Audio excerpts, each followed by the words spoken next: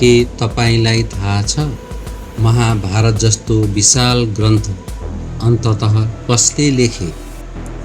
स्वयं भगवान गणेशले। तर यो काम त्यति सजिलो थिएन।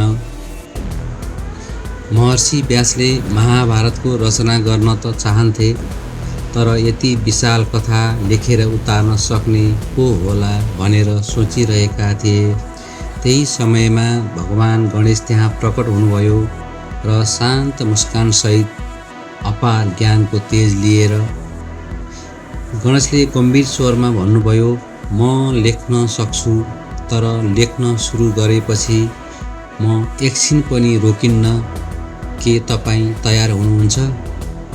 यस्तो प्रश्न पश्चात महर्षि व्यासले पनि शान्त हुँदै उत्तर दिनुभयो, म तयार छु, तर तपाईले प्रत्येक श्लोक राम्ररी बुझेर मात्र लेख्नुहुन अनुरोध गर्दछु। तत्पश्चात एक आपसमा सहमति भएपछि अनि सुरु भयो महाभारत लेख्ने महान यात्रा।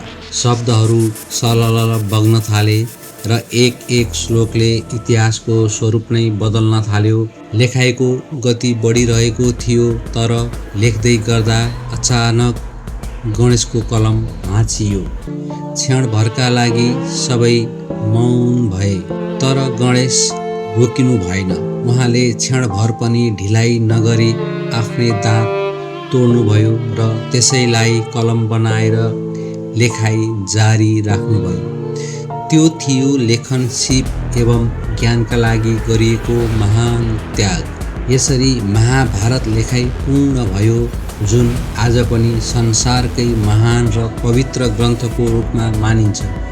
त्यसैले भगवान गणेश केवल देवता मात्र होइनन्, उहाँ त त्याग, ज्ञान र समर्पणका जीवित प्रतीक पनि हुन्। जय श्री गणेश। ओम गम गणपतये नमः।